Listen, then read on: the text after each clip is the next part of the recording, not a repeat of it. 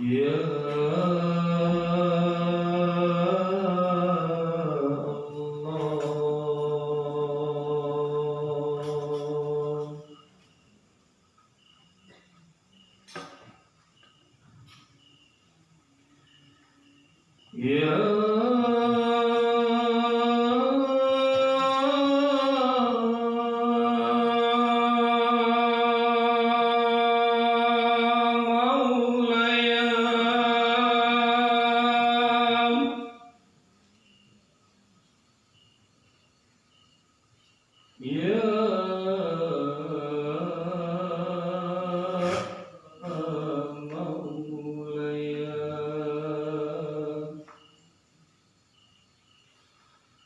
wajihni biwajhika liwajhika ya Allah.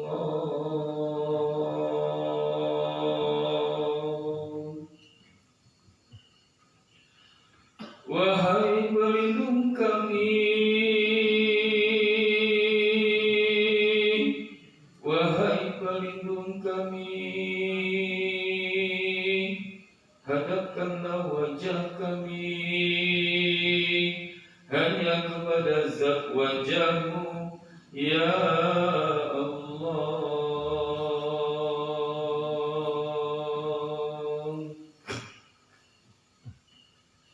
Afdal zikir fa'lam annahu la ilaha illallah.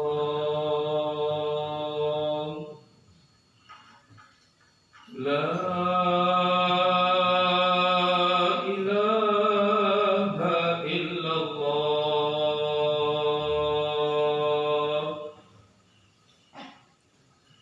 La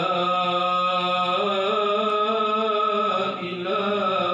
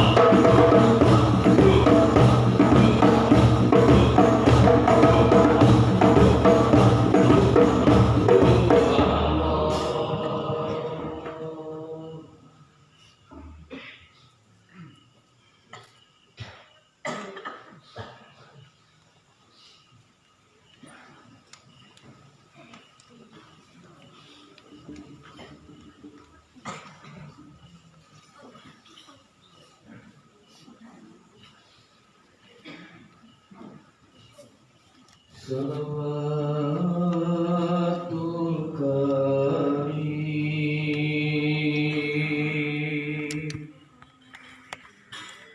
Ya Allah,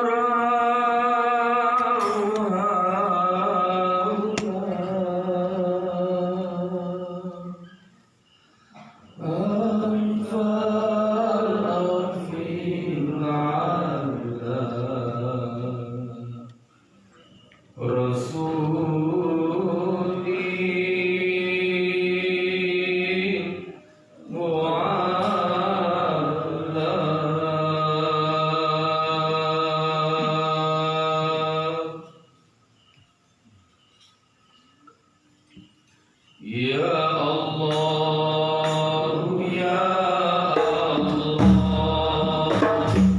Ya Fatah, Ya Alim, Iftah Tuhan, Tuhan Akhirina.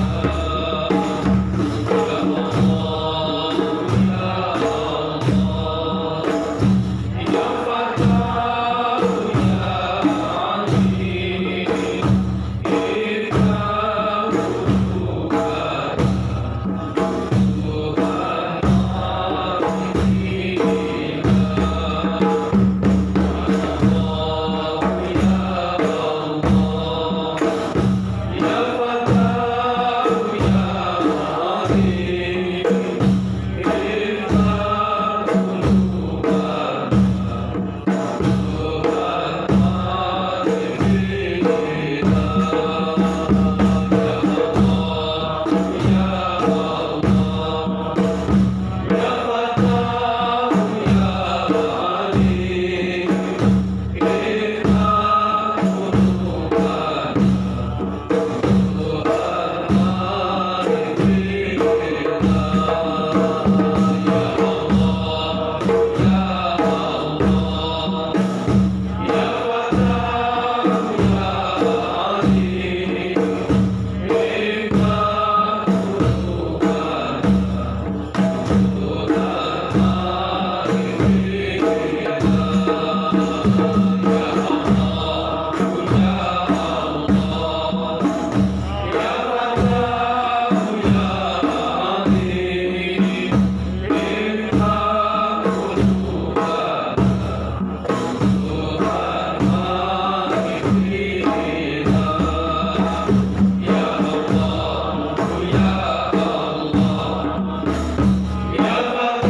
Ya Alim, Iftah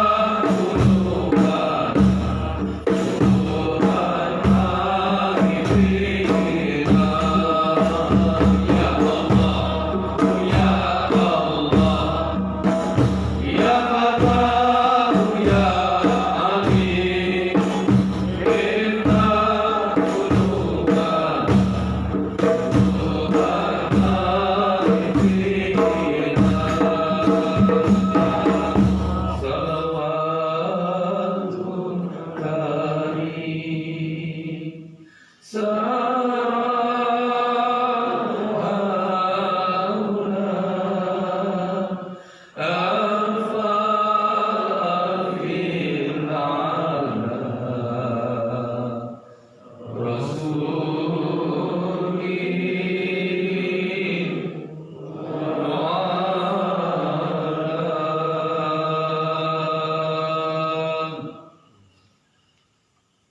Allahumma laka aslamtu bika amantu wa alika tawakkaltu bika hakam makidu maqadamtu amma khaltu wa nasratu dan qadim ya Allah wa anta ma'akhir ya Allah. Al-Fatihah.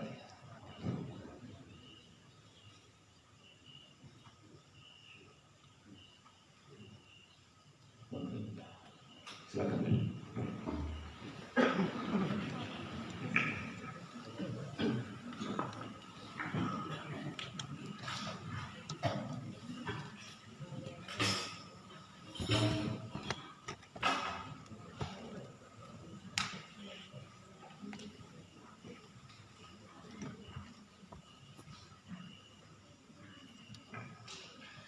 Bismillahirrahmanirrahim. Alhamdulillahirabbil alamin. Asyhadu an la ilaha illallah wa asyhadu anna Muhammadar Rasulullah. Allahumma shalli ala sayyidina Muhammad wa ala ali sayyidina Muhammad wa nabiyyika wa rasulika wa nabiyyina.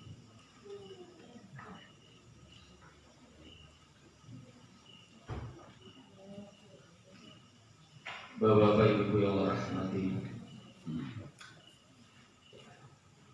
kembali pada malam hari ini Allah tarik kita dari rumah kita masing-masing,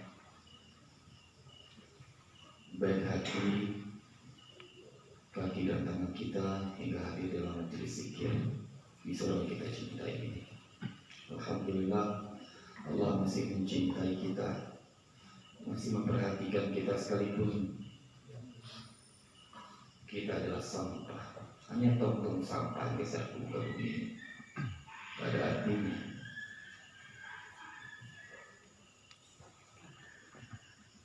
Bapak Ibu,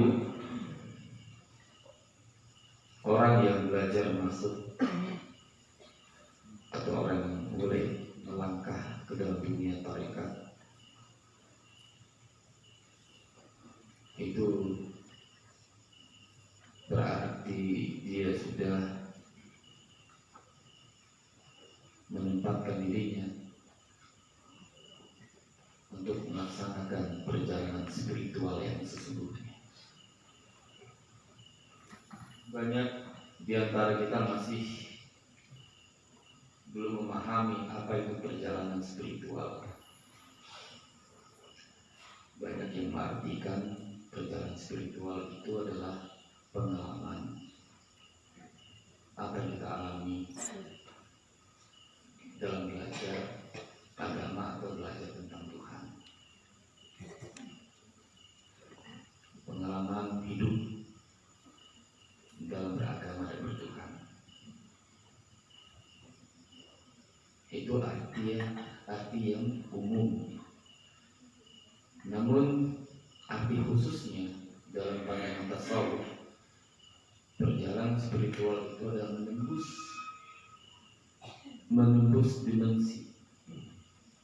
dimensi gaib, bukan di luar tapi di dalam diri sendiri. Dalam benak kita selama ini, kalau kita bicara alam gaib, itu alam yang eksternal, alam yang di luar diri kita. Padahal alam gaib itu sendiri berada pada diri kita.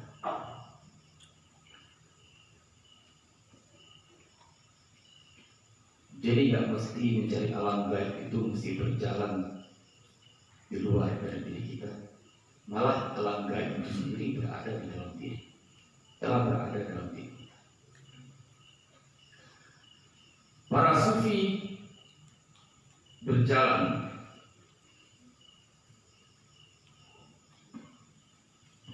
menembus dimensi kegaiban di dalam diri.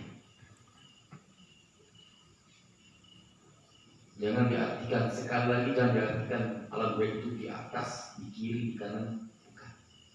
Tapi dia di dalam diri kita. Jadi menembus perjalanan spiritual itu adalah perjalanan yang menembus diri sendiri. Perjalanan spiritual itu adalah perjalanan menembus diri sendiri, bukan berjalan keluar, ruh yang keluar, tidak. Tapi perjalanan spiritual adalah menembus diri sendiri. Masih banyak di antara kita tidak memahami. Seakan-akan perjalanan spiritual itu dari bukit ke bukit, lembah ke lembah, dari guru ke guru, tarekat ke tarekat, bukan. Itu bukan perjalanan spiritual yang sesungguhnya. Akan lebih berat menembus dinding nafsu daripada dinding 7 lapis gunung.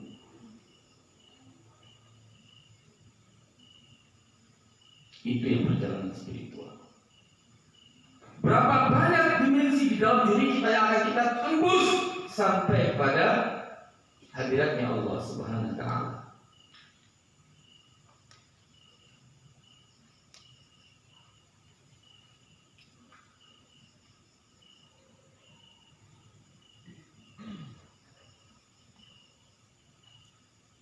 Dinding nafsu saja, ketemu dengan dinding itu saja sudah banyak yang takut, sudah banyak yang angkat tangan, nggak mampu menembus ke sana. Untuk menembus itu saja. Apalagi alam gaib yang lainnya, dari alam jabarut, alam malakut hingga alam lahut,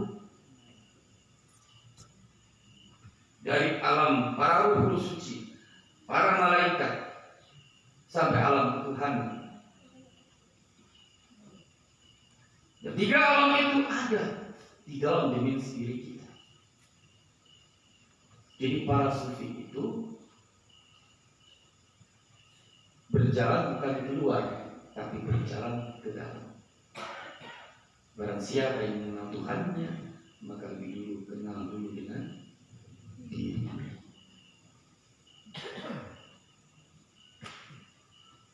Jadi para sufi tidak pernah membanggakan amal ibadah zahirnya yang tampak di mata, yang terdengar di telinga.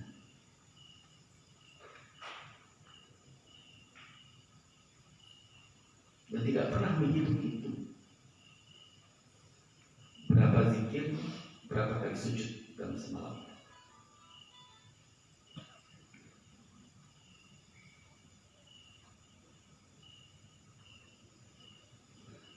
Saat dimana sufi atau seorang yang bertarekat sudah mulai melangkah masuk ke dalam dimensi gaib di dalam dirinya.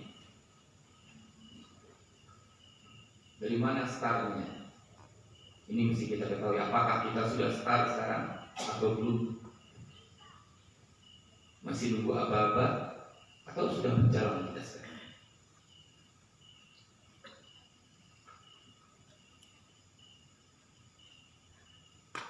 Ketika zikir, kita laksanakan zikir tadi. Bagaimana kita mengawali perjalanan zikir kita itu menembus dimensi-dimensi di dalam diri kita? Bagaimana cara membawa kalimat-kalimat zikir itu untuk menembus dimensi-dimensi tersebut? Tentu harus ada metodenya, ada caranya. Bukan sekedar suara yang keras, bukan sekedar hanya niat saja, bukan dengan goyangan, tidak.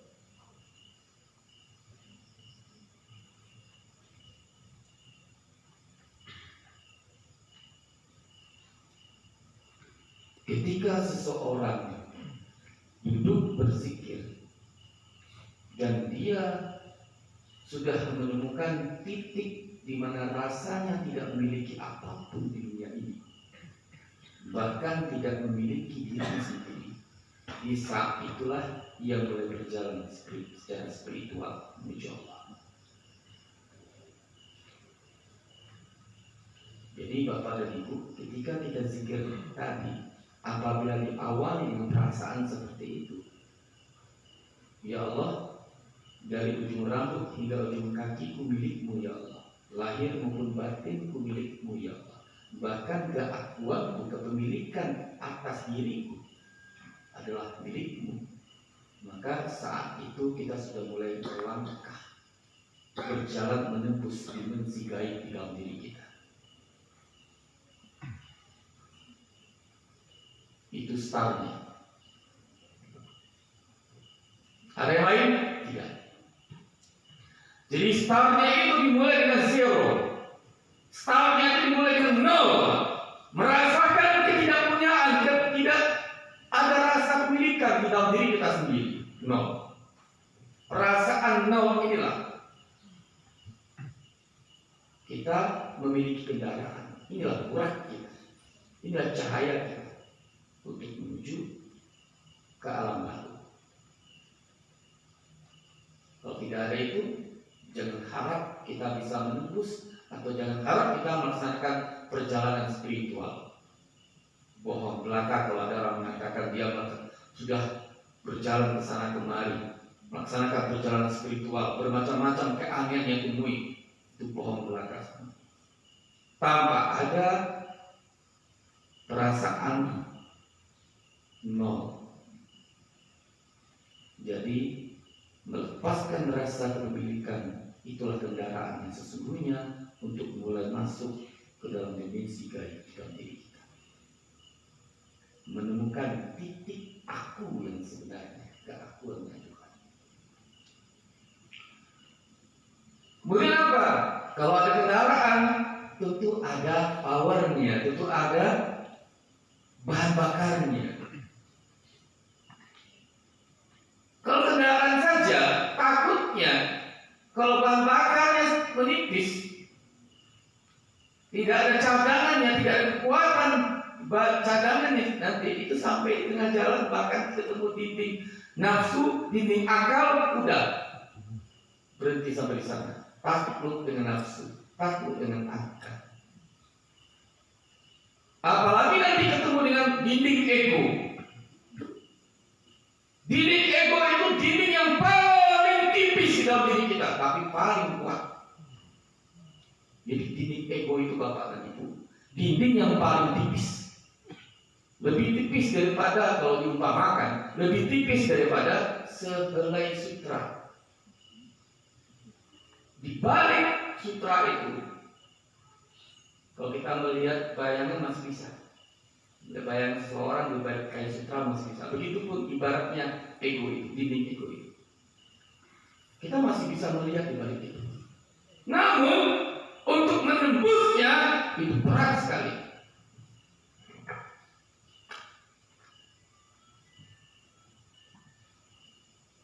Nah, kalau tidak ada kekuatan power di sana, kendaraan kita ini tidak ada kekuatan, maka mustahil kita akan tembus itu dinding ego. Hampir 80% orang berjalan kepada Tuhannya itu selalu takluk, kalah ketika ketemu dinding ego. Ketemu nafsu, dia bisa tahu, oh ini nafsu. Tapi ketemu ego, dia nggak tahu itu ego, nggak tahu itu dinding. Maka dindingnya tipis, tapi paling kuat. Kalau tembus saja dinding ego itu, maka yang lain itu akan bisa ditembus.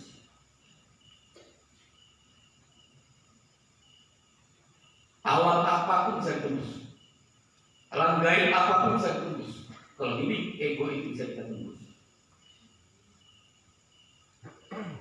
Jangan kita bicara, ada orang mengatakan saya belajar tarekat sudah tembus ke alam ini, tembus ke alam jin, tembus ke alam malakut, tembus ke alam ruh suci. Bohong kalau tidak bisa menembus alam ego.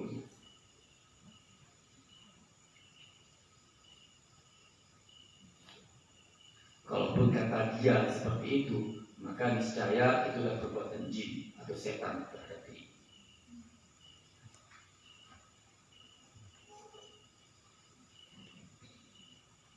Nah, bahan bakar untuk menembus itu, dimensi-dimensi yang di dalam diri kita itu tak lain adalah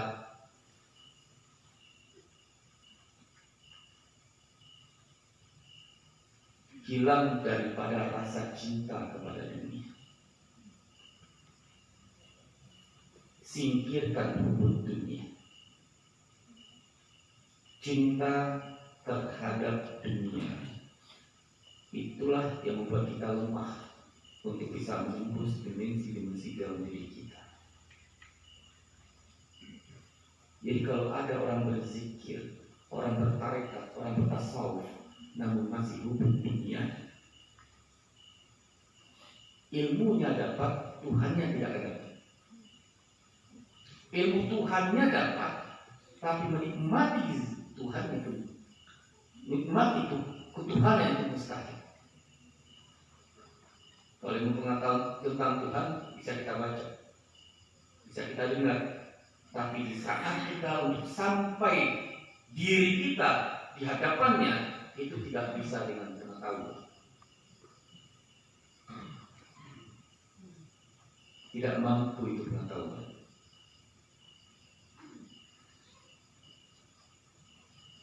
Seperti yang saya sampaikan minggu yang lalu, hanya Allah yang bisa mengangkat tirai kita. Hanya Allah yang bisa mengangkat hijab kita.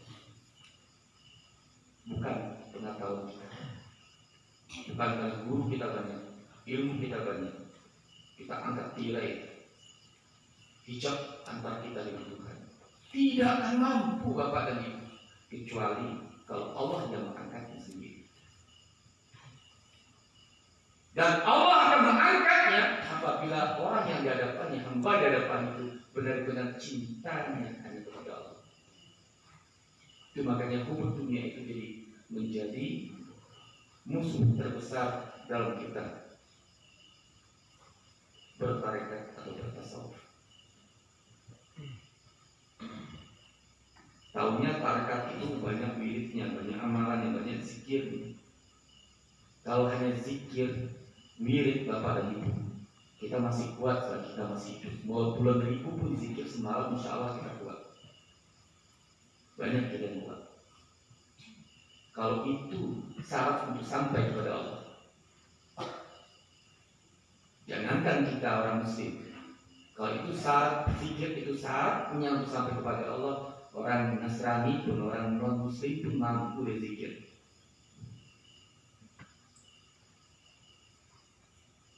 Jadi apa syaratnya? Hilangkan hubungannya. Nah, untuk selanjutnya saya akan buka dialog mengkhatam ilahiah, dialog tentang ketuhanan. Silakan pertanyaan dari Bapak dan Ibu kami harapkan pada malam hari ini. Silakan beliau menunjukkan beliau dulu.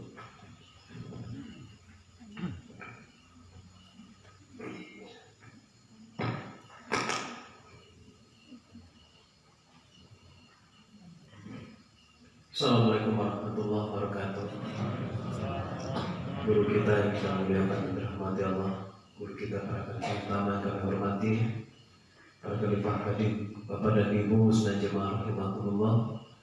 Alhamdulillah malam ini setelah zikir dan kajian disampaikan oleh guru kita, kita diberi kesempatan lebih kurang 30 menit ke depan untuk bertanya atas segala sesuatu kajian-kajian yang belum kita pahami, terutama tadi seperti yang telah beliau hantarkan kepada kita bersama.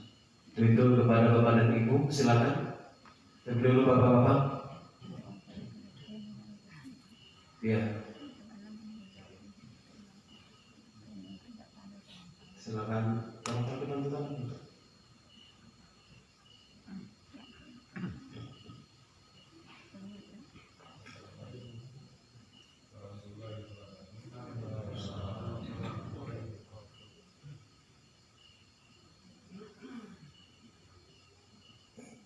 Yang kami hormati guru-guru kami, terutama kepada Muhammad Ali Nabi, Syekh Muhammad Ali Nabi Arabai, dan guru-guru kami yang lain.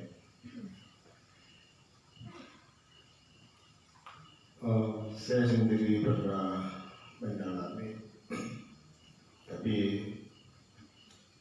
itu masalah penyaksian. Asyhadu an la ilaha illallah wa asyhadu anna Muhammadar Rasulullah.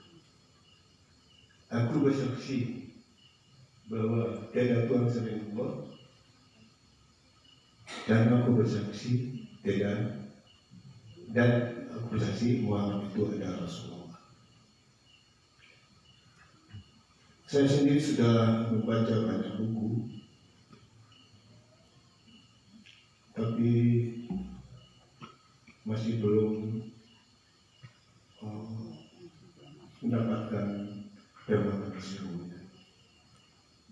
Teringat pengajian dari guru kita masalah Nur Muhammad. Di waktu Allah menciptakan Nur Muhammad, maka Nur itu menyatakan asyhadu an la ilaha illallah, aku bersaksi tidak Tuhan selain Allah, kata Nabi Muhammad.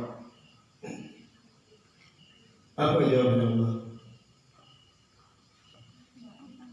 Wa asyhadu anna Muhammadar Rasulullah, dan aku bersaksi Muhammad Rasulullah. Apakah pernyataan ini melenceng atau bagaimana? Saya mau menunjuk. Sekian dari saya. Assalamualaikum warahmatullahi wabarakatuh.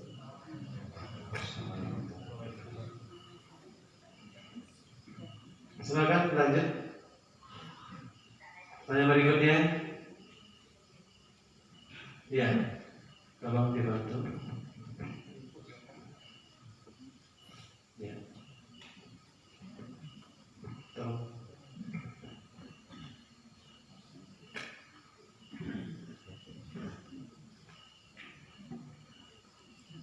Silakan Bu.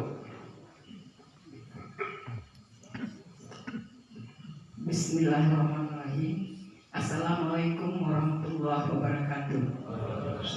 Yang terhormat Bapak guru-guru yang kami cintai, Bapak Tengku yang kami cintai, serta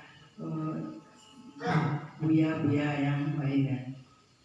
Begini Buya, tadi kami mendengarkan mengenai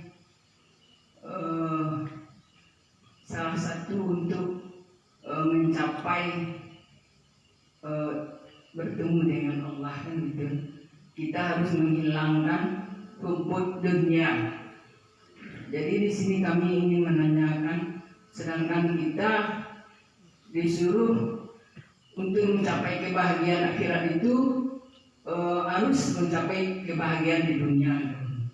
Nah, ini bagaimana caranya menghilangkan rumput dunia itu?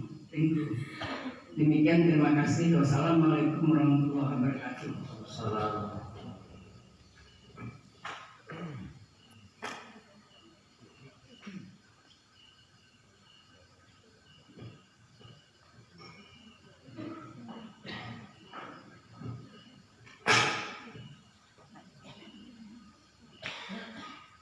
Assalamualaikum warahmatullahi wabarakatuh.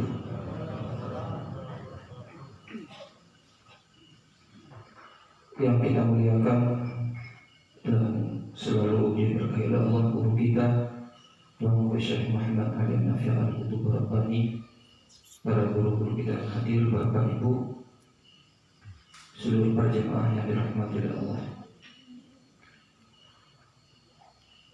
Mengenai pengalaman dari Bapak Hafiz Pak Iswarman yang menanya tadi, tentu yang lebih paham tentang pengalaman itu adalah beliau sendiri. Yang perlu kita pahami bahwa dua kalimat syahadat itu sudah hak, sudah merupakan harga mati sebagai kita orang Islam. Memang itu adalah awal dari keislaman seseorang bagi para mu'allaf, dan itu sesungguhnya adalah pakaian kita dalam rangka menyaksikan segala hal, apalagi itu terkait kepada Allah Subhanahu wa Ta'ala. Maka satu-satunya yang bisa untuk mengarahkan kita pada penyaksian yang sebenarnya itu adalah dengan menggunakan hati. Hati yang akan mampu untuk sampai kepada tingkat itu adalah hati yang bersih. Makanya wajar Allah Subhanahu wa Ta'ala menyebutkan dalam Al-Quran, qad aflaha man zakkaha wa qad khaba man dassaha. Sungguh beruntunglah orang-orang yang telah mensucikan jiwanya, dan amat merugilah mereka yang mengotorinya. Keberuntungan orang beriman yang suci jiwanya itu adalah diberikan oleh Allah kesempatan untuk penyaksian itu. Maka setiap yang terjadi di saat penyaksian itu berlangsung, tidak ada sesuatu apapun yang lebih nikmat yang dirasakan oleh kita orang beriman itu adalah kenyamanan yang tidak akan pernah bisa disandingi dibandingkan dengan dunia ini. Barangkali nanti penjelasan yang lebih tajam nanti akan disampaikan oleh guru kita. Kemudian terkait dengan pertanyaan ibu tadi, memang bukan salah satu, mungkin barangkali satu-satunya yang paling utama dalam rangka mencapai hidrat Tuhan, mencapai hidrat ilahiyah itu adalah hindari diri kita dari buku dunia. Ibu bapak, jangan kita salah paham. Orang yang tidak mencintai dunia, orang yang selamat dari hukum dunia itu, jangan kita kira dia tidak memiliki dunia. Artinya apa? Yang dimaksud dengan memiliki dunia itu adalah perasaannya itu merasa memiliki. Kalau merasa memiliki ini sudah, ya, kalau istilah dalam konteks bertarekat itu orang sudah KO. Merasa memiliki dunia. Kita boleh memiliki dunia, tapi jangan merasa memiliki dunia. Sebab ya memang benar untuk mencapai apa saja, apalagi terkait dengan rukun Islam yang 5, 4 rukun Islam itu contohnya salat 5 waktu, berpuasa di dalam bulan suci Ramadan, mengeluarkan zakat, kemudian naik haji ke Baitullah. Itu semuanya kan jembatannya memang melalui dunia. Tetapi yang dimaksud dengan hukum dunia itu adalah orang yang merasa memiliki dunia. Makanya Rasulullah SAW pernah mengungkapkan doa beliau, Allahumma ja'al dunia fi aidina wa la taj'al dunia fi qalbina. Ya Allah, berilah aku dunia, lalu letakkanlah di kedua tanganku. Jangan engkau beri dunia kepadaku ya Allah kalau akan engkau letakkan di hatiku. Artinya apa? Merasa memiliki dunia, pasti itu yang dibawa adalah hati. Nah, dunia diletakkan pada proporsinya, yaitu di luar dari hati kita, jiwa kita, batin kita. Insya Allah kita di dalam menjalankan hidup ini akan ditarik oleh Allah kepada mahabbahnya. Bapak Ibu, mari kita sama-sama dengarkan ungkapan dari guru kita atas pertanyaan dari Bapak Faiz dan Ibu Siti. Assalamualaikum warahmatullahi wabarakatuh.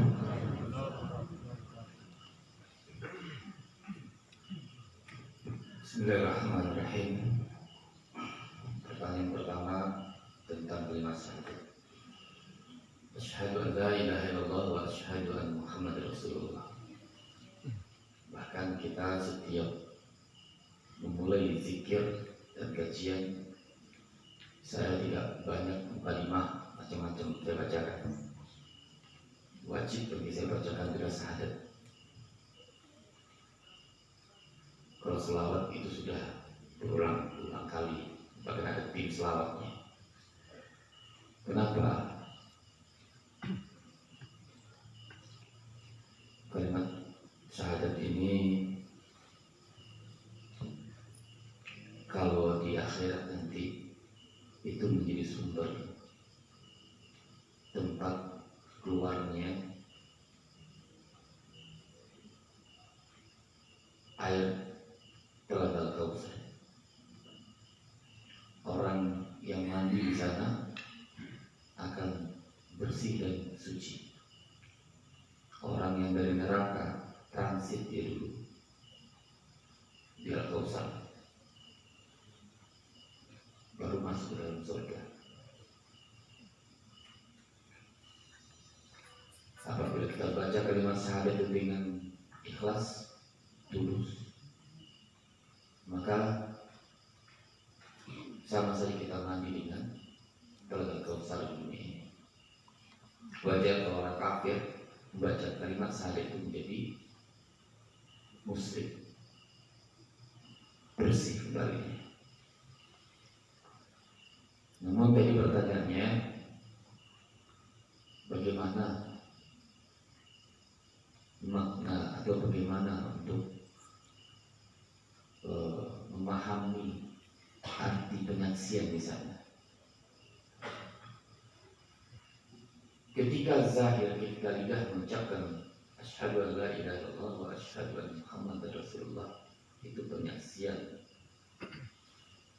yang mewakili kepada raga kita.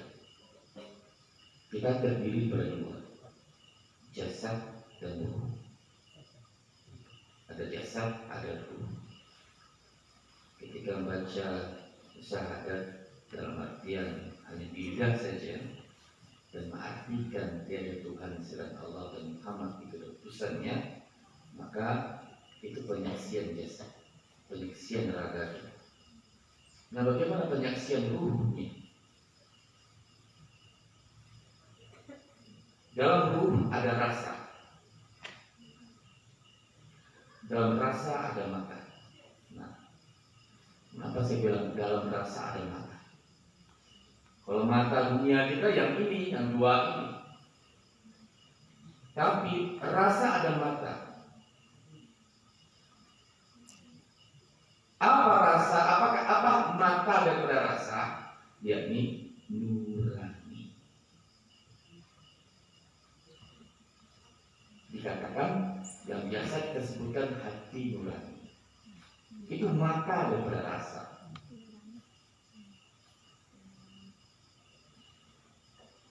Nah, bagaimana mata yang merupakan mata pada rasa ini, yaitu hati nurani ini menyaksikan. Nah, itu syahadat kan, syahadat, penyaksian. Bagaimana bisa menyaksikan Allah itu memang benar Tuhan yang bernama Allah itu sebagai Tuhan kita satu-satunya di dunia ini. Tiada Tuhan selain Allah. Berarti kita mengatakan Tuhan itu satu. Tuhan itu satu, tidak ada Tuhan yang lain. Dan bagaimana satunya Tuhan itu? Kalau satunya Tuhan di akal, nanti nampak tiang listrik. Angka 1 itu kan kayak tiang listrik. Apakah angka 1 itu yang dikatakan tiada Tuhan selain Allah? Atau bagaimana satunya Allah yang sebenarnya? Jadi orang yang bisa memahami satunya Allah dengan mata rasanya atau hati nurani itulah yang paham dengan penyaksian, arti daripada penyaksian kepada Allah. Pada hari ini, apakah semua kita bisa dikatakan sudah menyaksikan tiada Tuhan selain Allah? Sudahkah nurani kita menemukan penyaksian terhadap itu? Paling tidak, sudahkah hati kita paham apa itu satunya Allah? Kalau masih satunya Allah dalam bilangan, itu bukan satu. Karena Allah tidak berada dalam bilangan.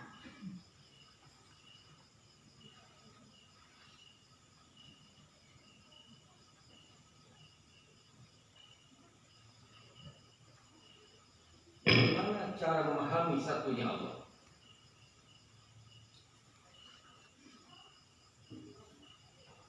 Hanya hamba-hamba yang sampai padanya yang paham bagaimana satunya diri.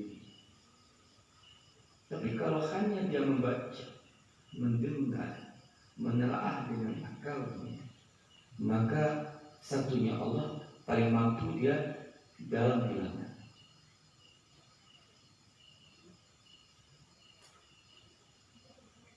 Maka inilah tujuan kita bertasawuf. Bagaimana kita bisa memahami satunya Allah hingga kita dapat sah kalimat syahadat kita secara rohani. Mampukah kita menguraikan satunya Allah? Selagi pakai akal tidak akan pernah mampu.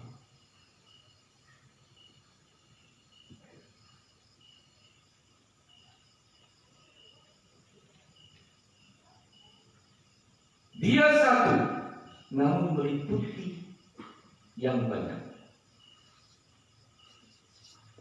Bagaimana akal untuk memahaminya? Dia satu. Kalau dia dipahami secara angka satu, dalam satunya ia itu sekaligus dia meliputi sekalian yang banyak yang berbilang. Bagaimana kamu memahami akal? Bingung akal. Tidak ketemu rumus matematikanya.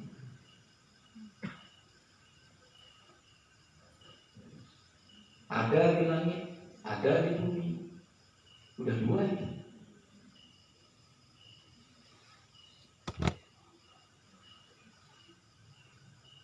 Ini kan dia meliputi.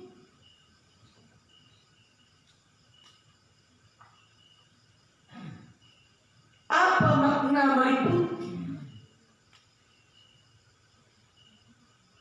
Menjangkau, mengurung, menyelimuti. Apa makna meliputi? Meliputi.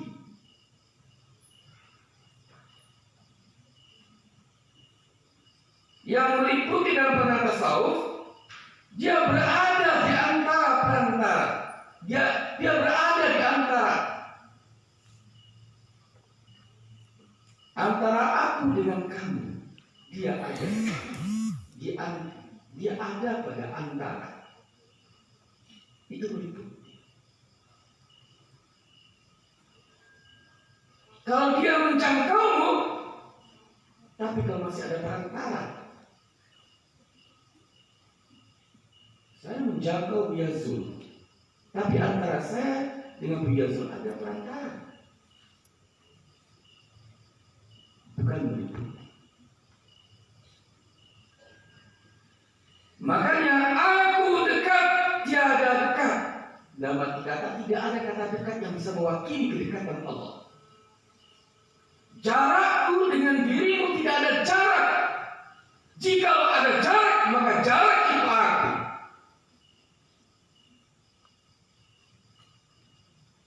Itu meliputi.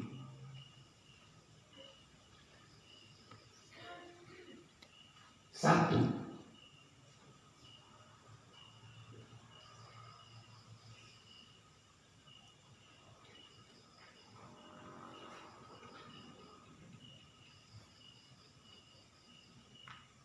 Bapak Ibu yang merahmati, nanti panas mesin Bapak dan Ibu ini.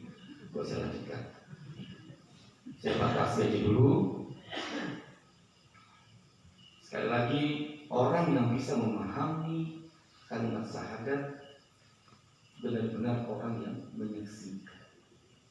Orang-orang yang menyaksikan adalah orang-orang yang memahami bagaimana satunya Allah. Jadi kalau kita bicara penyaksian, tapi kita belum memahami satunya Allah, jangan coba-coba kita bisa menguasai arti daripada menyaksikan. Pertanyaan kedua tentang hubud dunia. Ini pertanyaan klasik. Apakah hubud dunia itu meninggalkan dunia? Bapak Ibu yang Allah rahmati, Rasulullah SAW apabila hidup pada masa kita, mungkin mobilnya Ferrari atau Lamborghini, mungkin ibu nggak tahu, yang udah tahu. Onta yang dimiliki Rasulullah adalah onta yang paling mahal. Satu harga onta beliau itu sama dengan 100 onta yang biasa. Apa beliau hubud dunia?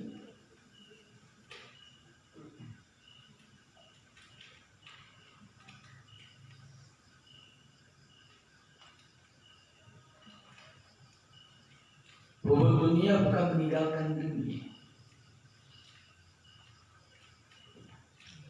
Hubud dunia adalah orang yang bergantung. Kita coba telah satu-satu. Orang yang cinta terhadap dunia adalah orang yang bergantung kepada dunia. Orang yang bergantung kepada dunia, ciri-cirinya apa? Kalau kita bahas yang bergantung dunia itu panjang nanti pembahasannya. Sekarang kita langsung kepada cirinya saja. Ciri-ciri orang bergantung kepada dunia adalah ketika kehilangan dunia itu terganggu hubungannya dengan Tuhan. Itu satu. Kita nggak usah membahas makna arti itu banyak nanti. Sekarang kita langsung ke cirinya aja. Biar Bapak dan Ibu bisa langsung tangkap maknanya masing-masing. Pertama, orang yang ciri-cirinya hubud dunia, ketika dia memiliki dunia itu, memiliki sesuatu itu, dan hilang sesuatu itu, akan mengganggu amal ibadahnya kepada Allah. Allahu Akbar. Dalam takbir pertama saja sudah langsung ingat dia dengan sesuatu yang telah hilang dari diri. Bahkan kita lebih, yang sering saya sampaikan di sini, kalau ingin ketemu kunci hilang, sholatlah. Ya kan? Ketemu itu kunci. Kenapa nggak sholat nggak ketemu kunci? Pas sholat ketemu, ingat di mana ada kunci. Jadi Bapak Ibu yang Allah rahmati, orang yang bergantung terhadap dunia, ketika dia memiliki dunia itu sekecil apapun, jangan besar, sekecil apapun, baru dibelinya sendal jepit di pasar, pergi sholat Jumat, takbir Allahu Akbar, terbayang sendal jepitnya.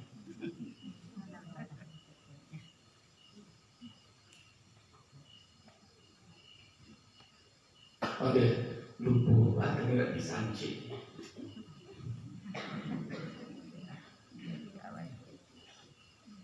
Ya Bu. Apalagi kalau sendalnya kulit. Itu dari rakaat pertama sampai habis itu masih ingat itu.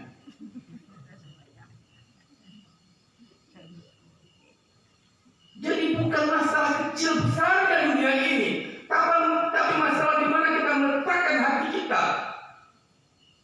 Posisi hati kita ini, seperti kita disampaikan oleh Yazul. Ya Allah, jangan kau letakkan dunia ini ke dalam hatiku, tapi letakkan di tanganku. Kalau ke hati mengganggu ibadahku kepadamu. Itu ciri utama Bapak dan Ibu. Kalau ada yang seperti itu masih hubud dunia. Belum mampu dia menembus dimensi-dimensi gaibnya. Belum mampu apalagi ketemu dimensi egonya.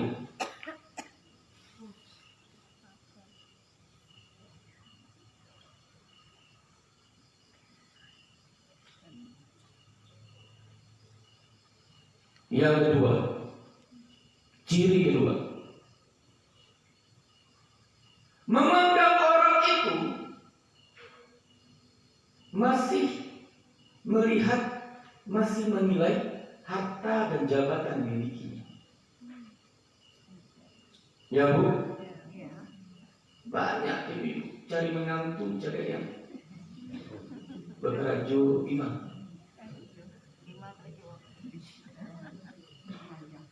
Lah pegawai tetapnya, dia pegawai negeri. Itu udah hubud dunia.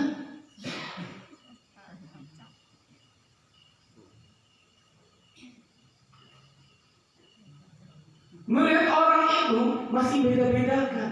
Pejabat datang lain penghormatan.